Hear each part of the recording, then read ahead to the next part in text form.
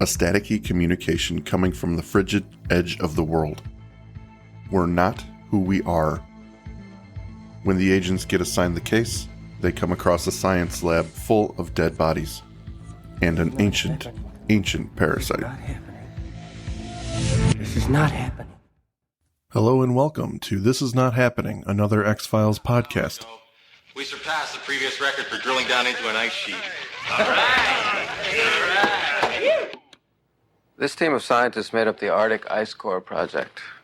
They were sent to Alaska by the government's Advanced Research Project Agency nearly a year ago to drill into the Arctic ice. The samples they removed contained trapped gases, dust, chemicals, evidence that could reveal the structure of the Earth's climate back to the dawn of man. Their work was a success, nearly completed. No reports or indications of problems of any kind. Until only a week later, this next transmission was received.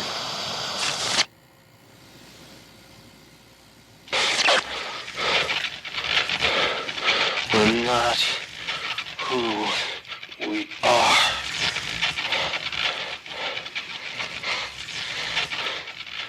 We're not who we are.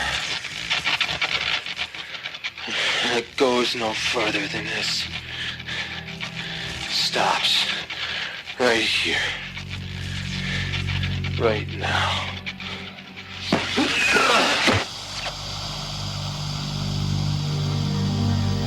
What happened up there?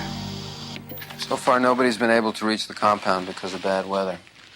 Obviously, they think we're either brilliant or expendable because we've pulled the assignment. Is there severe isolation distress? These were top geophysicists. They were trained and screened for this project in every way imaginable, including psychological makeup. We leave for Nome today. We'll meet up with 3 scientists familiar with the Ice Core project and then head north up to the icy Cape. The National Weather Service reports a 3-day window to get in and out before the next Arctic storm. Bring your mittens. Today we are covering the absolutely fan favorite Ice, written by Morgan and Wong, heavy hitters, and directed by David Nutter. Andrew? Nice to be back. Looking forward to talking about Ice. Yeah, you excited to be isolated? Isolated. We have to drop as many ice puns as we can. Cool as a cucumber. This is quite a departure from the last few episodes, right? I mean, the uptick in quality we've got going on here. A little bit. It starts to get good again briefly. Ever so briefly. Yeah. Initial impressions? Anything worth noting at the beginning?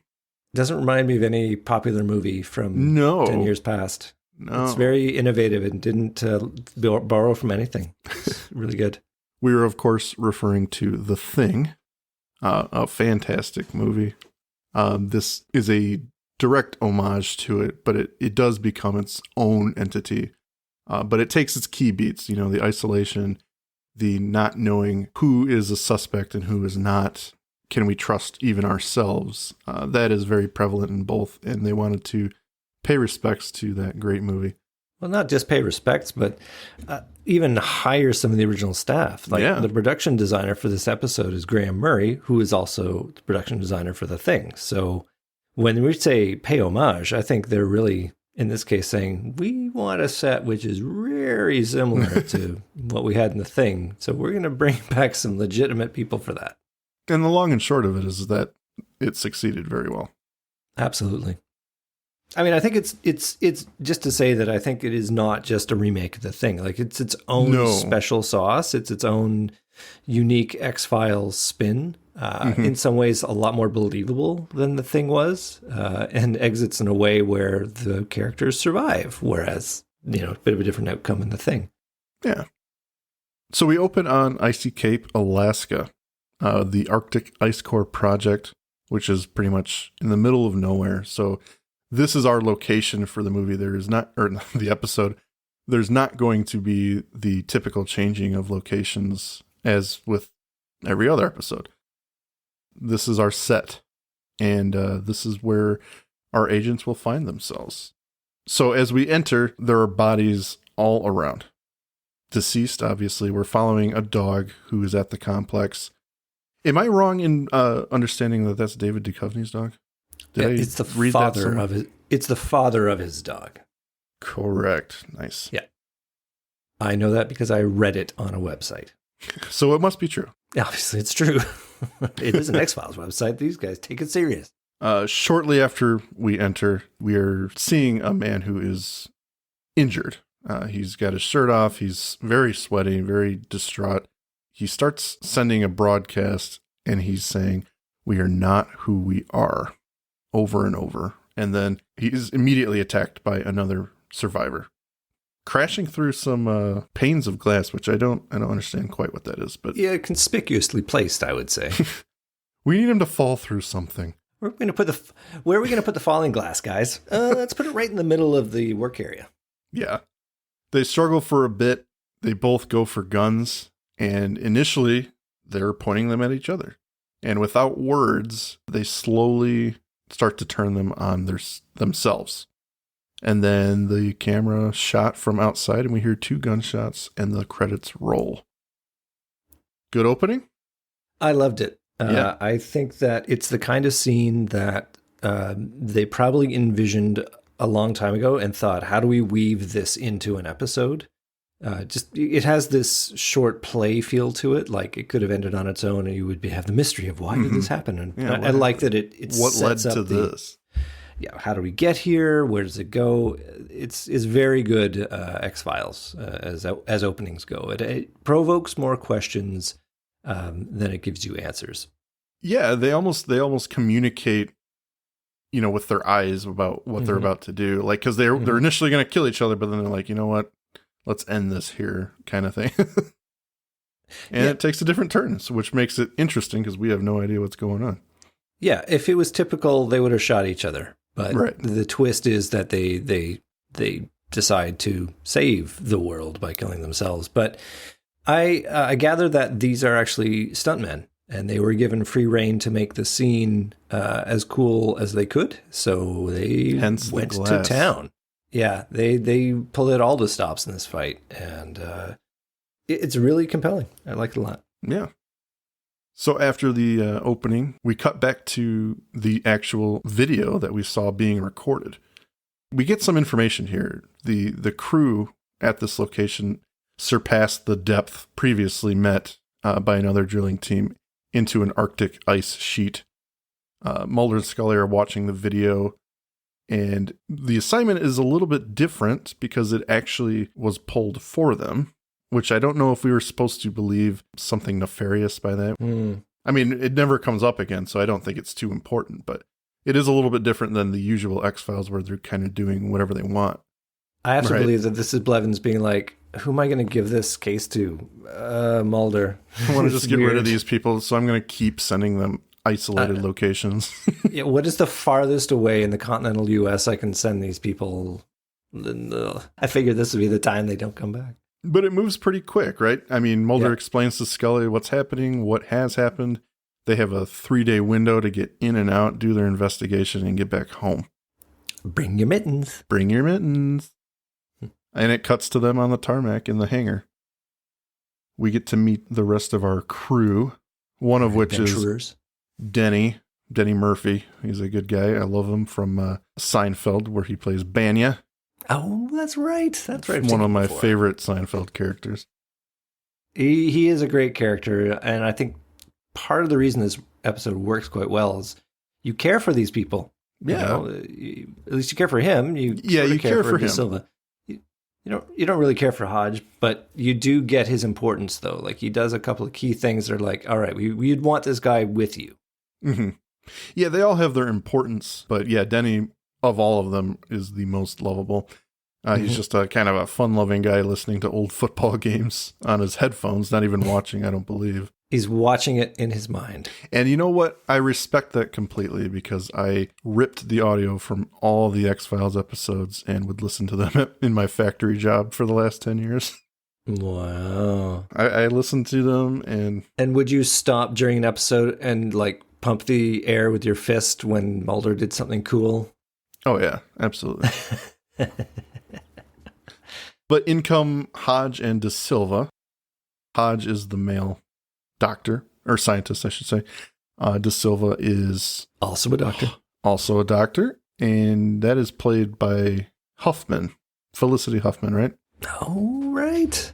Hodge is a little weird, right? He asks everyone for their identification. He doesn't really deal with the pleasantries. He just kind of dismisses that stuff. And he wants to make sure everyone is who they say they are. Okay, and that is obviously a plant for the theme of the episode, which is identity. Yeah, exactly. So it is a very nice touch to bring it up that way, if not a bit weird. But I accept it because that's the kind of character he is. So. Yeah, he's very, the government is evil. Can't trust anyone. There's a conspiracy. He's Chris Carter in character form. Right. And from there, we get a van pulling in, and it is our last character, Bear, the pilot. Mm-hmm. Hodge asks him for his credentials, and at this point, I gotta say I'm on Bear's side, because he's like, you know what, I'm the only one crazy enough to fly you up there, so suck on that. That's my credential. When I use my keys to open that plane's door, you'll know who I say I am. Yeah, right. Where have we seen Bear before or after? Because I know I've seen him as an actor. He's in things. Yeah. He has a guest spot on Burn Notice. He's got... I've seen him in other episodes, and I'm always like, Bear! Yeah, yeah. You know what? I don't mean to do any of these actors disrespect, but I did not look anyone up. Going to the credits really quickly, and that's Jeff Kober. Kober. Yeah, or Colbert, depending on how you pronounce his name. Apologies to Jeff. Hopefully he's not listening, but hopefully he is. Xander listening. Berkeley as Dr. Hodge. Xander has been in a lot of things. Yeah. I'm pretty sure he's in Star Trek, but I'm not positive. At the 8-minute, 40-second mark, we are at our location for the rest of the episode, right? Mm-hmm. And immediately when they enter, they see dead bodies all around. It's basically the scene we were treated to in the pre-credit scene. Mulder does something unusual, which is something professional. He suggests thoroughly documenting the scene before they touch anything, which is a good idea when you're in something like this. The innocent 90s, like... No protection? Well, exactly. Jumping a little bit forward when they sort of figure out that there is a possible biological issue here, a contagion, and then they get all worried about, whether they can be infected and stuff. But they didn't even consider that would be an issue before coming here. Yeah. Or maybe you haven't heard from this crew for an extended amount of time. You would have to assume the worst, I would imagine. If you're sending in a rescue team with two doctors and, Yeah. So, yes, I will harp on this point a little later. It is the only thing I will harp on. But, I do like that we have a little thing from Scully saying she's flashing to let everyone know she's going to be using her camera flash, and don't freak out. Yeah. It's a neat touch. Mulder finds some ice cores in a dead freezer, so they're melting. And they make note that this is the millions of years old ice, and it's just melting away in seconds. So as he and Da Silva enter kind of like a dark room, he's jumped by a dog that we saw in the beginning. Bear interjects himself and saves Mulder, pulls the dog off of him, but ends up getting bitten, and they sedate the dog. Nice little action sequence to kind of get things flowing here. Yep. Now we are immediately thrust into, okay, he attacked both Mulder and Bear. What's going to happen from here? So we've got two suspects, which can't trust anyone at this point. But they don't know that. The dog then also becomes the chief source of information about the contagion. They see the nodules. They see that something is running around under its skin. Yeah. It's freaky. They're lifting the dog's paws up, and underneath the arm, kind of like the armpit area, they find these black nodules and this bloody irritation that the dog has been clawing at on its neck. And as soon as they look at the neck, you see the stuff moving around under the skin, which anyone with body horror complexes would not appreciate. It's not the worst in this episode. Right. Bear is in the bathroom at this point, kind of tending to himself. He starts to feel a little bit woozy, takes off his shirt, and sure enough, within seconds, there are black nodules under his arm. Real fast. At this point, he's not going to make it out of this episode alive. Yeah, he's doomed. Yeah. I had a little bit of hesitation that this could happen so quickly. Yeah, that was way too fast.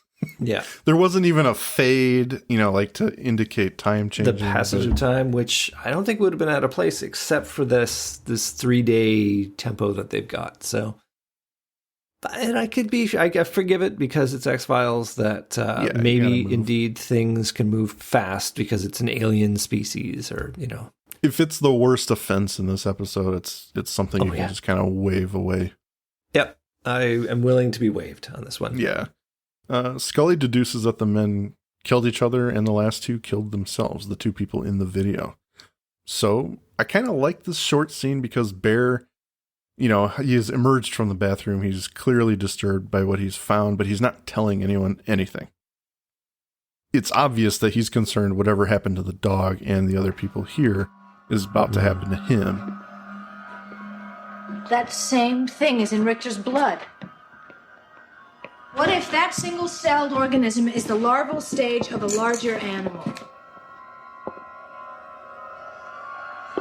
That's kind of a leap, don't you think? The evidence is there. Maybe the organism and the ice core somehow got into the men. Come on, nothing can survive in sub-zero temperatures for 250,000 years. Unless that's how it lives. Look I don't see why you're squabbling over some bug. You said it yourself, Scully. Your autopsy found those men killed each other. That's it. Now I say, let's just get the hell out of here. I agree. Can have the bodies sent to a facility where they can make a definitive diagnosis. In the event that something was missed, Agent Scully. If those bodies are infected with an unknown organism, we can't take them back. We can't go back without proper quarantine procedures. We can't risk bringing back the next plague. Let's say you're right. They came down with something. We haven't. And I ain't waiting around until we do. I think it's safe to go back. There's no reason why we'd be infected. We've taken all the necessary biological safeguards. The dog did bite Bear. It jumped Mulder, too. Hey, look, there's only one way to proceed. A doctor eliminates every possibility. We must determine if any of us is infected. And I like the scene because Hodge, kind of off the cuff gives some information about what it could be, what the nodules, they're just a sign of a disease in an early stage, probably. It's a possibility. So you don't want to rule them out, which is exactly what Bear is trying to do. Mm-hmm. Because he's like mentally, he's not grappling with what's happening here. He doesn't want to believe he's about to go nuts or be infected with anything. Yeah, everything's normal, right? We're good, right? And he's ready to leave, pretty much. Yeah. Mulder approaches Denny with some data. They talk about the fact that the ice sheet is over a meteor crater, which again indicates, they're dealing with something that's not from Earth. That certainly piques his interest, doesn't it? Right. This is my wheelhouse. Yeah, I feel at home here now. I liked the way that they used Denny to transmit the information to the audience. Because if Mulder was smart enough to interpret that graph on his own, there would be no need to have this exposition for the audience. But the method is, I'm a little rusty on my satellite imagery analysis. Can you explain this for me? And then that's how he is able to transmit it. And we, the audience, feel like, oh, we're Mulder too. I'm not up on my satellite image. Maybe you could explain it to me, Denny, the audience member. Well, and it would be a little too convenient if Mulder just, I can read this. I can read this too. Let me tell you about satellites, Denny. They make these pictures. They are unceremoniously interrupted by Scully and Hodge arguing in the other room. She found the presence of ammonium hydroxide in the blood, and Hodge is saying this is absolutely not possible. You have got to be wrong. But Scully being Scully, she's freaking right.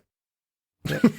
No, you're wrong, Hodge. And then immediately is given credence because Denny found the same evidence in the ice, which is cool.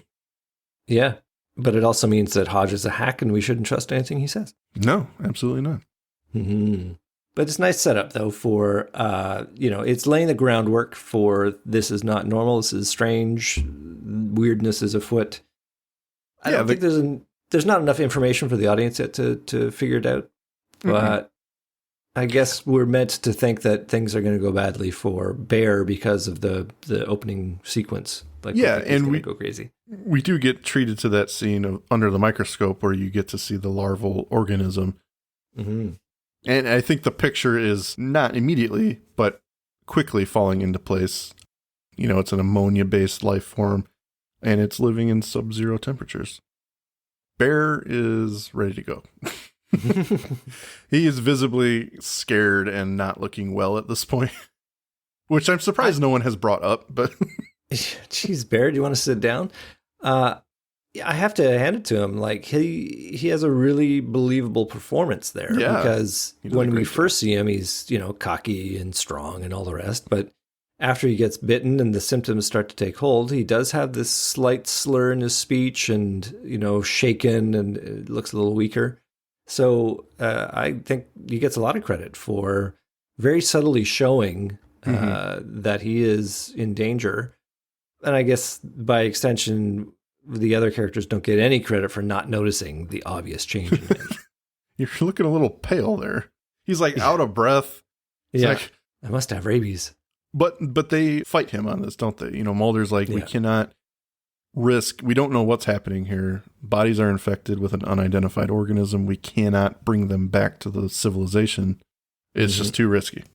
And I think it's funny in this scene that he's talking about quarantine procedures, because they have yet to do anything to ensure their own safety. Hodge saying we've taken all the necessary biological safeguards. I'm like, what does that mean? Don't lick the body? I mean... Yeah. Yeah. Stay at least 6 inches away from the body at all times. Yeah. She says they should all provide a stool sample. And Bear at this point gets extremely combative, doesn't he? Yes. He's not going to drop his cargo for anybody. Not going to drop his cargo. He leaves the room for a brief moment, and in that moment, the rest of the team decides to force him to submit to a test just to check him out, to make sure he's okay, and then they'll leave. We'll all go. And Mulder pulls his gun. And it's like, you have to do what we say at this point. So it's a serious situation in that an FBI agent is like, okay, we are going to essentially hold this innocent man at gunpoint. I would like to see the extension of the scene. How do you force someone to poop? Well, you lay him down and you step on his stomach. you feed him lots of chili with extra powder. We're going to sit here until you go. So. No, I think Bear could have waited him out. I think he's been like, Storm's not getting any better, and I'm holding this in. Yeah. As Bear kind of comes back, they kind of give this ultimatum to him, and he relents for a second, but it's only to kind of get the upper hand against Mulder. He smashes the jar against his head, tries to flee, but Scully, being the varsity football player she is, she tackles him from behind. She did go to University of Maryland, where they, I don't know, specialize in tackling. Yeah. They get him under control. They force him up against a desk and try to sedate him. And he's visibly out of it before they even do that. He's convulsing. His eyes are just like staring out into nothing. So he's obviously got some sort of rage or psychosis going on here. And they see something moving under his skin of his neck. And Hodge takes horror. Hodge takes the moment to extract it. Ugh. But he is using all the necessary biological safeguards. Oh, absolutely. He's bare hands, no mask. I'm trying to even think what one of them would be. But I get that it's an emergency, and he thinks this is where we got to go. And I do love the spot decision he makes. It's like no hesitation, no horror. It's just, this is the source of the problem, and I'm going to deal with it. And I do like, it's a small little piece, but he's actually trying to calm Bear down by saying, you're all right, we're going to get you taken care of. Yeah. It's a nice touch, because, you know, I think they're all thrust into this situation that's increasingly getting horrifying. And oh, yeah. Yeah. Mulder rushes to call for aid. He picks up the radio. This responder from Doolittle tells him that there is an Arctic storm heading their direction, and they have a limited time to get out of there. Mulder's like, we were told we had 3 days. And she's like, nope.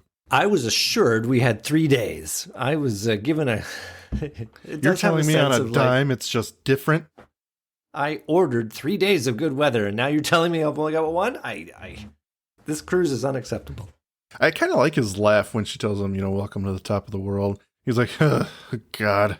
Oh, it's very genuine. It's like he cannot believe what's happening right now. We're all going to die up here. Great. Yeah. Thanks for that weather report. And he kind of throws the, we can't risk the population to the wind at this point. He's like, we got to get out of here or we're all dead. So, and then he finds out that Bear is dead. Yeah. So now they can't go anywhere and the storm is upon them. I like that the stakes are raised by the death of Bear. Yeah. And I accept that he died because the conceit here is that it is a very fast-moving infection or illness or contagion or whatever. This beast inside him is the real deal, and nothing about this happens slowly. So him being dead after it was taken out, I was actually okay with that because, they have told us in the storytelling that this thing is quick. Yeah, and they kind of add that next level that hasn't been discussed yet. For some reason, this organism can sense when it's being fucked with and releases this toxin when it's being extracted. So, it works. It raises those stakes. It's the rules of the game are being explained to us like this. Very different from any organism, at least that I know of. Have you figured out how it's transmitted yet? Exchange of fluids, touch, air, all of the above? I don't know. All the other dead bodies had the creature. This is the only one that's still alive. All in the spine? No. It appears they were in the hypothalamus gland deep in the brain. Hypothalamus. What was that again? It's a gland that secretes hormones. Although, I don't know why a parasite would want to attach to it. Hypothalamus releases acetylcholine, which is what produces violent, aggressive behavior. So that might be the connection. Everybody that's been infected certainly seems to act aggressively. Maybe the worm feeds on acetylcholine, which floods our capacity to control violent behavior. Well, a parasite shouldn't want to kill its host. No, it doesn't kill you until it's extracted. Then it releases a poison. So you're saying it's possible that the worm makes you want to kill other people? Which is maybe what happened to the first team. Or what could happen to us? No, it's just a theory. We don't have any definite proof. Except 5 dead men. If the worm makes people violently aggressive, then why did Richter and Campbell kill themselves? Maybe they did it to save us. I like that Xander Berkeley, sorry, that's the actor, not the character, that Hodge has the superpower now. He is the one that is like, maybe this is how it works. And, he's throwing out some plot details. It's usually Mulder that does this, but since they got some other characters to play with, I like that they're giving them all a little bit of an opportunity. Yeah, they're not just set pieces, are they? It gives them a purpose. They're not just there as red shirts ready to get killed one at a time. They think that the creatures are kind of soaking up the acetylcholine and it floods the human's capacity to think rationally and control themselves. Interesting little plot point. The question is, why did this crew end up killing, or all of them are dead? 2 of them, they think, killed each other or killed themselves. And this kind of explains that, even though Hodge isn't sure. I like that he offers it as a possibility. But, no one is fully sure of what's going on yet. Well, it matches the circumstances, right? It is an explanation that matches the facts. Yeah. So it kind of works. My issue would be that later on, De Silva is revealed as spoiler alert, is revealed as the psycho murderer. She's been infected, but she doesn't exhibit the same kind of symptoms that Bear does when he's infected. But in fact, in a way, she is really well put together. She has, from the plot timeline, she has to have been infected before Denny is killed. So, yeah. I guess when was she infected is the question. Look at a lot of wonderments here. Yeah, that's a good one. So in the hallway, our next scene is Scully is actually checking the body bags. She's not fully sure still what's happening. She thinks maybe she could have missed something. So she's doing her due diligence and second guessing herself, trying to find answers. And Mulder kind of comes in and launches into the idea of maybe we shouldn't kill this thing because we need to study it for some reason. He's being Mulder at this point. Mm-hmm. It is an ammonia-based organism, and we've never come across anything like that before. Scully gets a little heated because how can he think of that when their immediate situation is so dire? Mm-hmm. I like, though, that he brings up the alien connection at this point. You almost get a sense from her, like... She's like rolling her eyes. Yeah. I knew you were going to go there. Here we go. But yeah, they get a little heated because it's not worth worrying about right now in Scully's eyes. And in the other room, Hodge is overhearing everything along with the other two. And he's convinced that they know what's happening, but because they work for the government, but they're just not saying it. And he also posits the idea that Bear's infected blood got on Scully during the scuffle, suggesting that she's not to be trusted to everyone else. I think it's a mixture of he's not mentioning it, but also plot, just writing, I think. Yep. He comes in and kind of interrupts their argument and keys in on Scully. He's like, you sound a little bit stressed out. And she kind of flies off the handle at him. And it's cool because in the back of our minds as the viewer, we're like, okay, everyone who has been infected gets unreasonably aggressive. And Scully is actually being a little less Scully right now.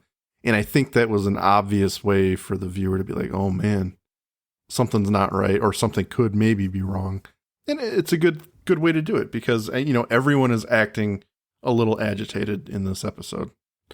And rightfully so. You're locked in a small space with people you don't know, with a terminal situation, and it's believable. I think the whole thing, everyone being very on edge, is very believable.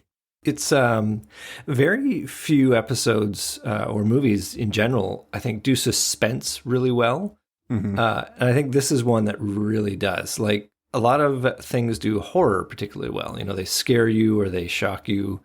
But it's that, I think the reason this episode is so popular is because it is able to get you right on the knife edge of, I don't know what to think. I don't know what to believe. I don't know who is the guilty and who is the innocent here. Are these people infected or aren't they? And it ratchets it up, it ratchets it up, and then it pulls it back. And it's about to do that at this point. We've just had this big heated argument. They're all on edge, and they say, all right, we've got to check each other out. We've got to do the inspection of each other. And there's humor in it because we have Mulder saying, no judgment. We are in the Arctic, and they're going to do the inspection in front of each other.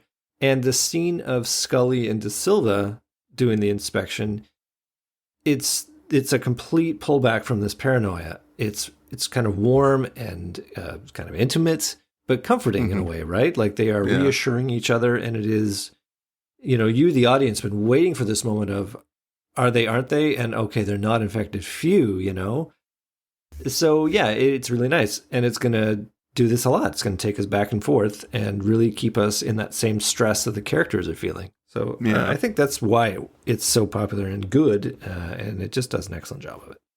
Very much so. And after this, I think everyone's seemingly okay. Everyone's checked everyone out. And everyone's kind of going to take a break, take a rest.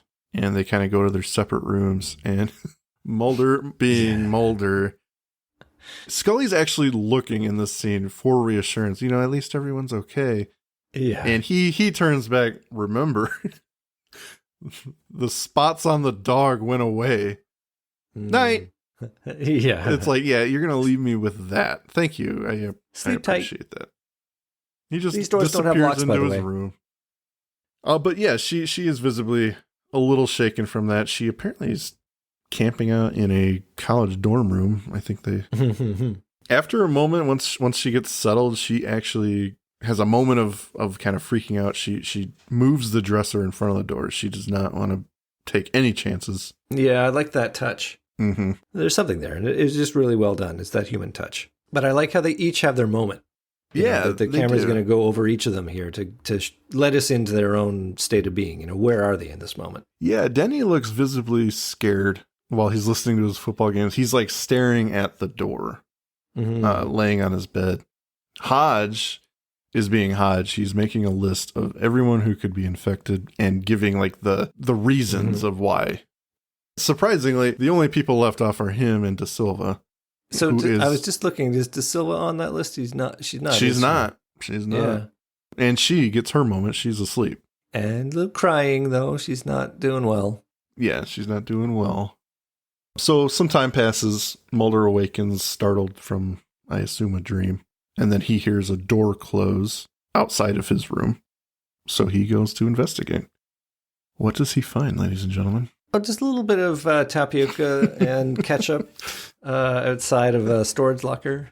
He is led out into the main science area. He sees a freezer that was thawing all the ice core samples, and there is blood dripping out of the bottom. And sure enough, when he goes to open it, Denny's body falls out on top of him, throat slit, and on cue, everyone walks into the room to catch him with a dead body. This is not my favorite scene, just because it is sort of ham-handed to get everybody, in the room at the same time for the great reveal of Mulder maybe having killed this guy. Because there's no like real reason why everyone's even awake. Because it's implied it's the middle of the night, right? So yeah. I mean, Mulder is not making any noise, so I don't know. What would have startled them out of bed? Scully moved the dresser back so she can leave her room. It's like, it was a little too convenient, but that's okay. I guess the body would have made some noise having. Yeah, but they're already in the room when it falls, pretty much. They just turn on the light. It's like a matter of seconds. He is immediately accused by Hodge. Accusations start flying. Yeah. I think they could have handled this scene a little bit better, but what I would like to parse out is, fast forward, we know who it was. How did this happen? And ultimately, why did this happen? Or, what is the setup which leads to Da Silva killing Denny and stuffing him into a locker? Yeah. Yeah, they don't really go into any explanation. They don't even attempt it, really. I almost wonder, do they need it? Do you feel that it's too convenient? Well, it is a testament to how well this episode works that I only think about that now on the review, and sort of as we're thinking about it little bits at a time.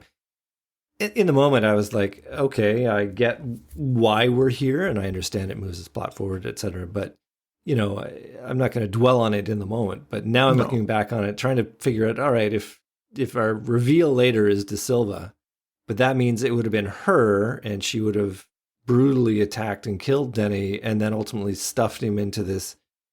Like, what does it take? I can't imagine that was quiet, all of that action. Exactly. I was just going to say the worst part about it is the fact that there would be a scuffle of some sort. First of all, he looked like in that one moment after everyone goes to bed, he looked like he was not going anywhere. Yeah. So what got him out of that room, and how could she do this and get him in the freezer without waking everyone else up? And how is Da Silva not covered in his blood too, right? Yeah. Like it's a knife wound, so. Yeah, his throat's slit pretty brutally too. Yeah.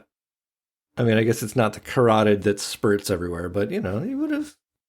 But I feel like this is such a calculated murder, and then to cover it up by putting him into the locker, like that's not a ragey murder. That's I got an axe to grind murder, and it's because he's nice that's why he doesn't get to survive. I mean, we've noticed that before. Yeah, Denny's awesome, but I regret that he's dead. The accusations start flying. Mulder has his gun, and I did just review it. I know why they came out. It's because the dog was barking. There was a big shock scare of Mulder getting barked at by the dog, so that probably woke everyone up, and they meandered over. That's true. Mulder and Scully share a moment where they're actually pointing guns at each other and arguing. It was really good. I really liked this, despite how we got here. I loved the confrontation. Yeah. Excellent for everybody. the two agents being the ones at the main source of the conflict is different and very intriguing. Mulder and Scully pointing guns at each other. He doesn't trust anyone at this point, and Scully is literally just trying to get him to submit to a test. And he's like, no, Hodge is going to doctor the evidence. Yeah. And I just don't trust anyone. As far as I'm concerned, you're all infected. Before they went to bed, it's like okay, we can't do this. This is exactly what happened to the other crew. So we need to start thinking rationally. Yeah. And that's cool that she's able to do that. Yeah, I liked the scene. Brilliant pacing in terms of we were at this calm place and now we're right back up to the paranoia and at each other's throats. This is exactly what's making this episode work so well because it's that brink of paranoia. Yeah. So they decide that because Mulder will not submit to a test, to lock him up away from everyone. Mm-hmm. And as Scully closes the door, he reminds her that he will be the safest one because he's alone. That's a brilliant line, too. Yeah.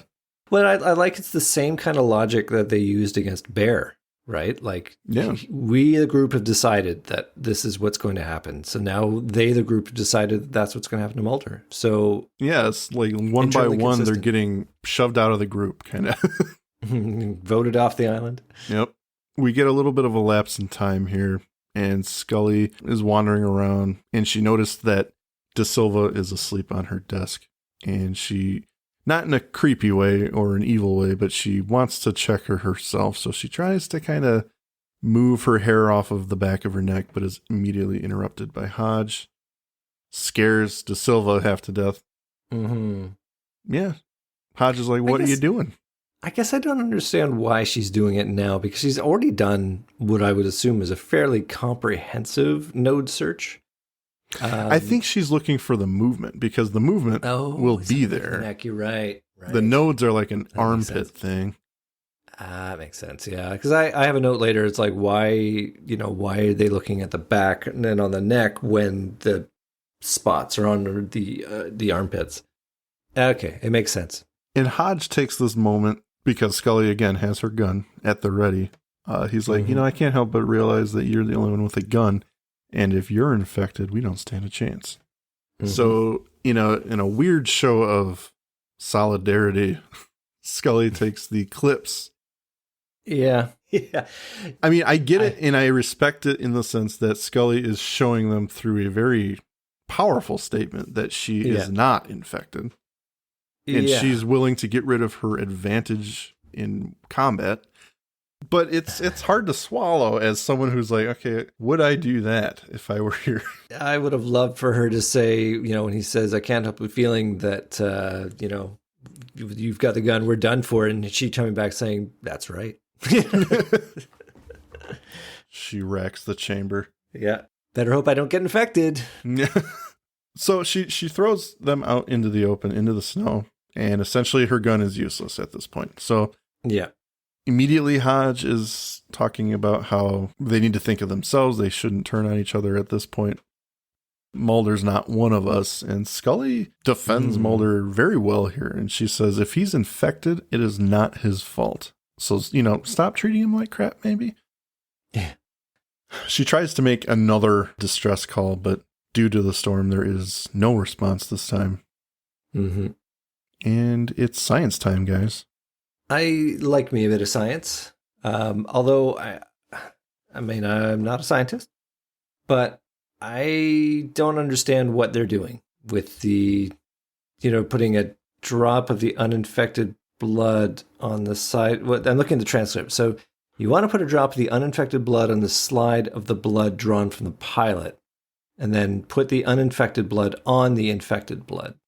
So I guess I know that the whole point of this is she screws up. She puts the two infecteds together. He's mad because she's tired, and they have a little bicker fest. And then Scully makes the discovery that the aliens will kill each other. But I don't understand why they're doing this test to begin with, other than it's science and maybe it'll save them. Yeah. I don't know. I'm not a scientist either. Yeah. It's a strange turn. I guess maybe I needed a little bit more, or even, you know what? It would have been better if they didn't say anything at all. If he had just said, you've just put two infecteds together. You've ruined the experiment. Now we're going to start all over again. Yeah. As opposed to just, no, do this and then this and, not explain it and have us go, well, why are you doing that? Anyway, it was kind of weird. But it also shows us that both of them are acting irrationally. Yes, they're suspects. Because really, as the audience, we're like, there's no way Mulder and Scully are infected. They can't be. True. Although it would have been a neat turn if they were. It would be, for sure. Mm-hmm.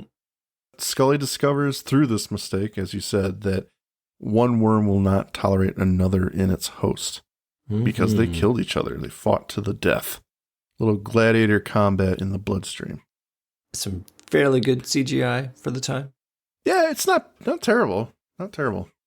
So they decide to test the theory on the dog, because obviously he's infected. Mm-hmm. She puts one of the worms in the dog's ear, and I don't care for this scene. It's a little lame. But although that doggy deserves an Oscar for his acting skills with the little legs moving and stuff. And then the dog is just okay. Yeah, it's a nice shortcut to reassure the audience that yes, this plan worked. They obviously just filmed it while it was sleeping and then sped it up.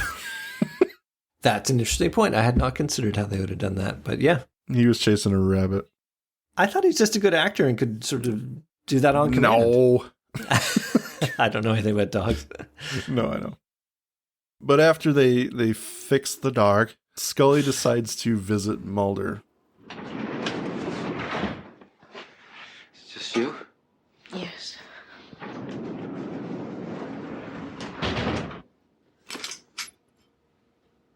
It's one of them. No one's been killed since you've been in here. So? We found a way to kill it. 2 worms in one host will kill each other. You give me 1 worm, you'll infect me. If that's true, then why didn't you let us inspect you? I would have, but you pulled a gun on me. Now I don't trust him. I want to trust you. So they kind of work it out. They're friends again. I'm not a big fan there. Yeah, I'm not a big fan of jump scares, but I feel like that one was earned because that would truly have been out of nowhere if he was infected. That would have been kind of cool. But it would have been a nice turn, and I think again, it's the hallmark of this episode that they are constantly keeping you guessing, right? Yeah. So this is a case of she's done the inspection, she hasn't seen anything, and now he does this, and you have that moment of, oh, is that no longer the rule? The things were moving, but now maybe they don't move. So, I like that. You don't know what you know. Mm-hmm. And while they're in there, Hodge and De Silva are talking, and she convinces him through a comment. He's going to convince her somehow that he's not infected. And as we know from the end of the episode, this is obviously her trying to maneuver Hodge to play to her. And Mulder and Scully come out, and of course, she says he's not infected. I want to think that De Silva is influenced by this worm. That's kind of what I'm thinking, yeah. To procreate or to extend itself with other worm hosts. Because it doesn't make sense that she's so insistent to get the worm into him if she's already infected. I'm not quite sure how to articulate this, but I don't understand why she's so forthright to do it. Yeah, in a way, it's self-preservation because you don't want to figure out how, or you don't want them to figure out how to kill you and put the worm into you. So pin it on someone else and hope they buy it because they don't have any more worms after that or something like that. Well, and I'm willing to believe that the worms can act differently in different people. And in her case, it is sort of fostering this paranoia, but also brilliance. I can plan and figure out how I'm going to survive mentality. Yeah, this one's a little bit different. She's not just aggression. She's maneuvering through. At one point she was saying Mulder was making good points, and now she's saying he should be dealt with. So it's kind of like this weird chess game going with her. And I think she's actually the only woman who's been infected by this worm. The Ice Core crew were all men. Yeah, I think they were all men. So maybe it acts differently in men than it does in women. Yeah. Look at us inventing our own stuff. Inventing. So Hodge proposes they all go back for more tests. And, of course, he makes the first move and blindsides Mulder. They start a huge fight. De Silva locks Scully in the room Mulder was in. So Scully is basically out of commission for this fight. Mm-hmm. And it's not looking good for Mulder, is it? They get the worm. De Silva and Hodge are holding Mulder down, and as Hodge is lowering the worm into Mulder's ear, he catches a glimpse of the back of De Silva's neck, and sure enough, there's something moving underneath. And this is cool, because he immediately gets Mulder up, he pushes her away, and now they're on the same team. He's like, it's her. Yeah. Go after her. Yeah. And Mulder has He's nothing... redeemed himself. Yeah, he has to believe it now, because why would he suddenly do that? Yeah. It's brilliant. She goes nuts. Very weird. It sounds like she's just... This rare footage of Felicity Huffman after the verdict is read in her court case. Yeah, they got her from somewhere. No, it's really well done, actually, and it does... It sort of adds fuel to the fire, the idea that it acts differently in women than it does in men. She's been calculated and contrived through this whole time, but now that she's been found out, she's in jeopardy. She actually gets a shot off. Yeah, well, and that's interesting because both the Mulder and Scully's guns are inoperative because Scully's tossed the magazines out the door, but she knows that there's the evidence bag that has the gun that we saw at the very beginning. One of the Ice Core guys' guns. So she knows to go for that. Yeah. And gets shot up. But it's not enough. Not enough at all. But they are able to subdue her and help her out. I mean, that's kind of where the main portion of the episode ends, isn't it? They get their rescue, assumedly after 3 days or something. They're back on the tarmac from where they left. Point of order, Your Honor? Yes, sir. All right. If the one of the conceits of the episode is Bear is infected because he's bitten by the dog, and the dog has an alien worm in it, but Bear is able to build his own alien worm, or one develops inside of him in 20 minutes or whatever. Like 3 seconds. Yeah, basically. Later on, they're saying this is the last one. This is the last worm.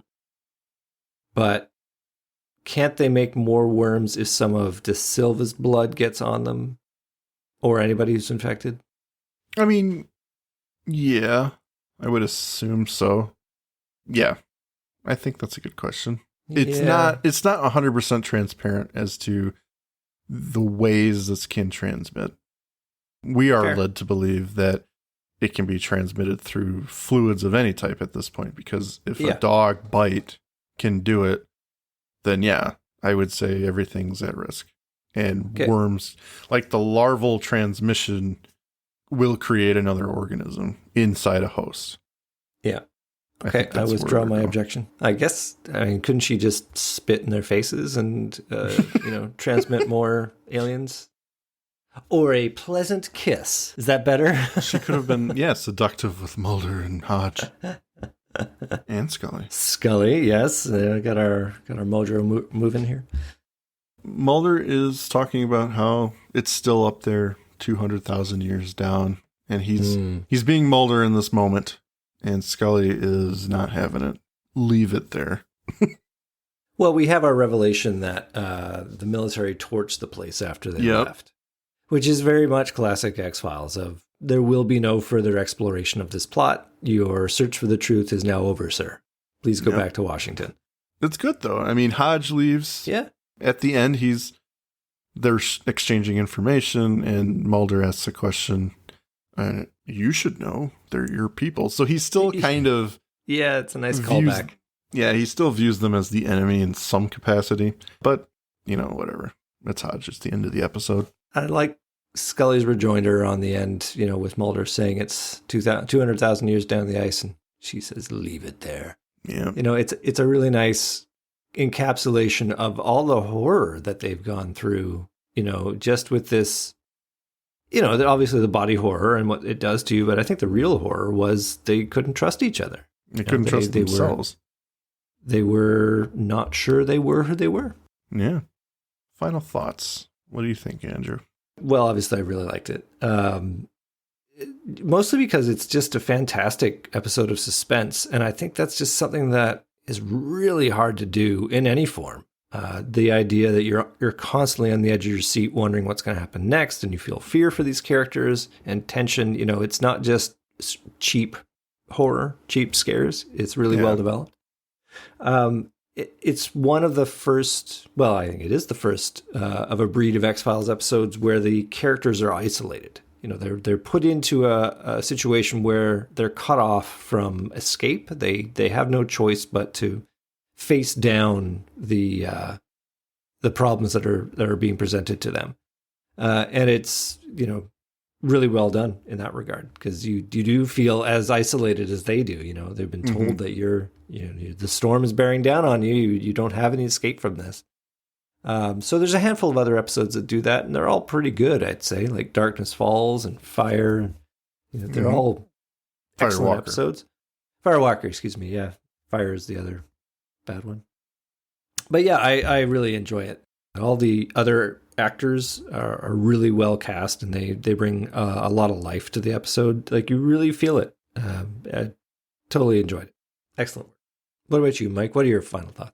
The only thing I would add is that Mark Snow was on point in this episode. He really gave that atmosphere that kept you on your toes, along with the action on screen, especially when there was nothing happening other than dark hallways and people milling about. There's this air of tension and what is behind the next wall or door. He just did a great job in this episode, as he normally does.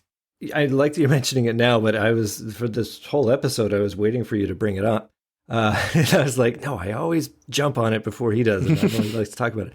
The scene that did it for me was when they're first searching through the complex, and it really reminded me of Aliens, where they're also searching through the complex, and there's just those musical hits, which I don't think we've found a great name for, but they're alien and mysterious, and they make it sound like there's a mystery over in the next room, but you're being hit by it, and it's subtle and it's good, and it is, as you say, Mark Snow in his element. Yeah. All the actors did a great job in this episode. It was a nice, fantastic bounce back and a much needed breath of fresh air from the last few episodes. A cool breath of fresh air? A cold even? Well, that is the episode, ladies and gentlemen. Thank you very much for listening to it. We loved having you here. And would you like to say goodbye? Don't forget your mittens.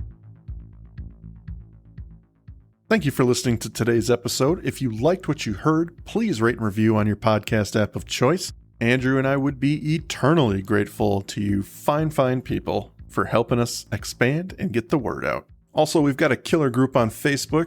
Feel free to join in on the discussion at facebook.com/groups/thisisnothappeningpod and become an official member of the syndicate. We do polls and we have questions for every episode to give you guys the opportunity to chime in and possibly let your voice be heard on our recordings.